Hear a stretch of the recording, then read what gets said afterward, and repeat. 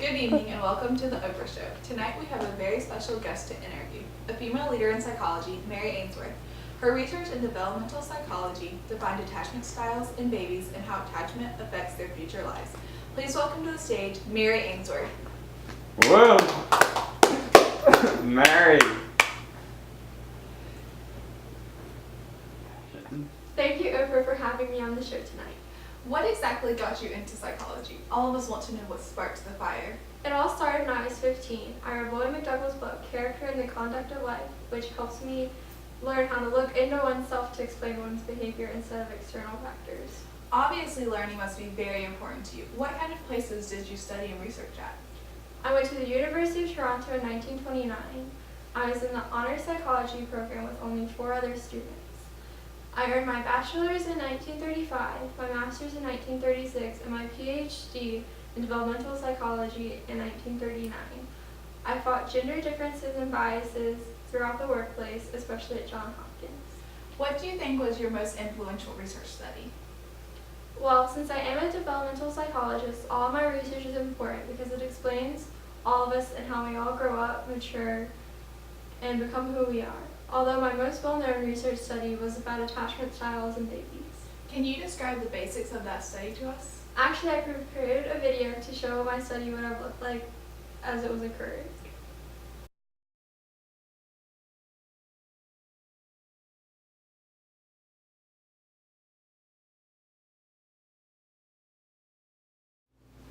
The child is seen here exploring and showing curiosity away from their mother. The stranger enters the room to interact with the mother and then with the child. The stranger shows how the child will react to someone unknown.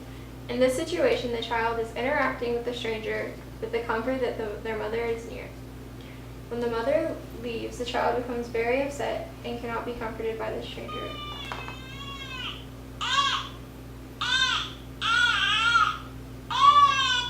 When their mother returns, the child is easily comforted by her and is content again. This shows a secure attachment style.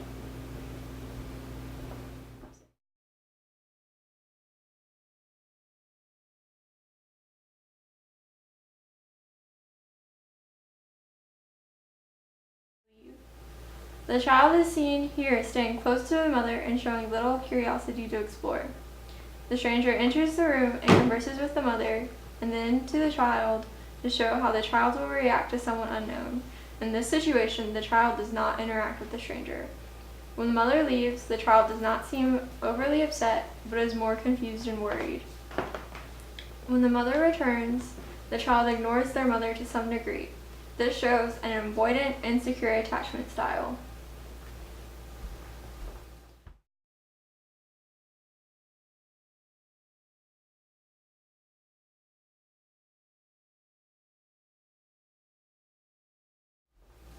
The child is seen here, already distressed and on edge.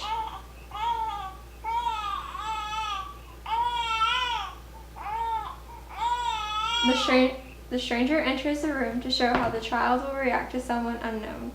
In this situation, the child does not interact with the stranger. When the mother leaves, the child becomes very upset and cannot be comforted by the stranger.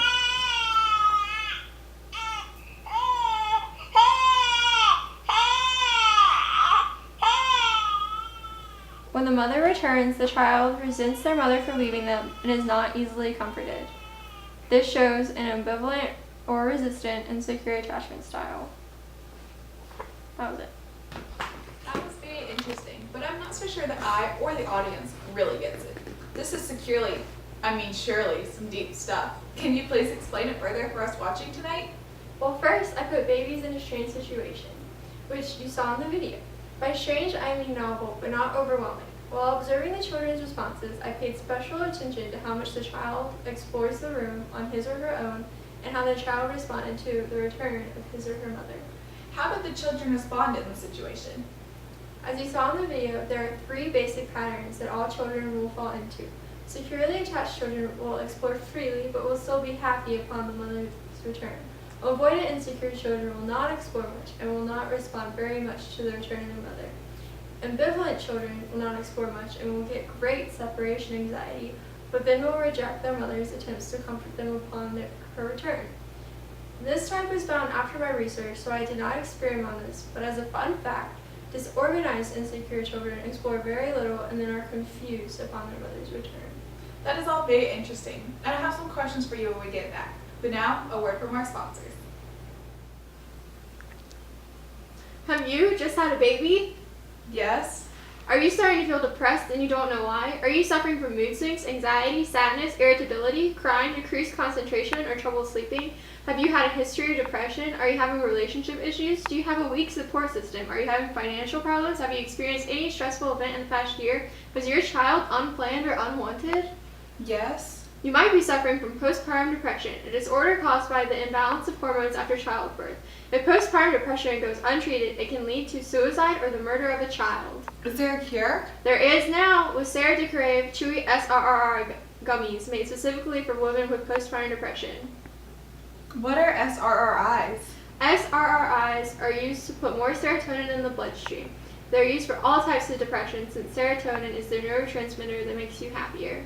So, chewy gummies? Why yes, chewy gummies in a wide variety of flavors, from grape to cherry to sour apple to tropical pineapple to baby blues raspberry. Where can I get these? Call now at 1-800-BABY-BLUES Incorporated or at your local mental institution.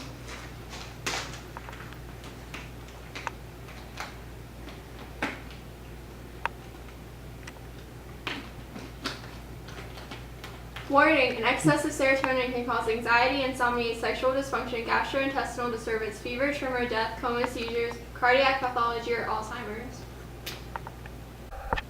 Welcome back to Oprah. We were just talking to female psychological leader Mary Ainsworth, who is a leader in the developmental field. We just learned about her strange situation experiment on attachment patterns in children, but I have a few questions for you, Mary. Be careful, or am I analyzing your childhood, Oprah? Well, before we start talking about me, what is the importance of developmental psychology? Developmental psychology is important because it studies how we all grow up. It applies to everyone, even people without children. Developmental psychology studies how we mature and become who we are. Okay, so the processes learned in developmental psychology touch each and every one of us in some way. But how does your experience contribute to the overall picture of our development? Well, your attachment style as an infant is different as when you are an adult, but there can be a correlation between the two. Your infant style is often different, but it can help predict what your adult style will be. Correlation, but not causation. So if your infantile attachment style does not necessarily lead to your adult attachment style, can this tell anything about parenting styles? Oh, of course. Knowing the attachment style of a baby can help us learn multiple details about the parenting style and the environment the child is growing up in. That's very interesting. Could you give us a few examples? Well, Oprah, if a child has a secure attachment to their mother, what kind of parenting style do you think the mother has? Well, I would say that the mother is typically available, responsive, and helpful for the child. If there's a secure attachment, then the mother must be doing something right. That's correct. I hope my quiz isn't psyching you out. What do you think the caregiver is like when there is an insecure, ambivalent attachment? Well, since insecure ambivalent means that the child is clingy behavior, but is avoidant of the caregiver's comfort, I'm going to have to say that the caregiver is inconsistent in their child's care. Correct again. This is why Starbucks has a drink named after it. Well, that, and I am Oprah. The third major attachment style we talked about was insecure avoidant, which, as I remember you saying, is when the child is very independent of their caregiver. Why is that bad, and what does that say about the caregiver?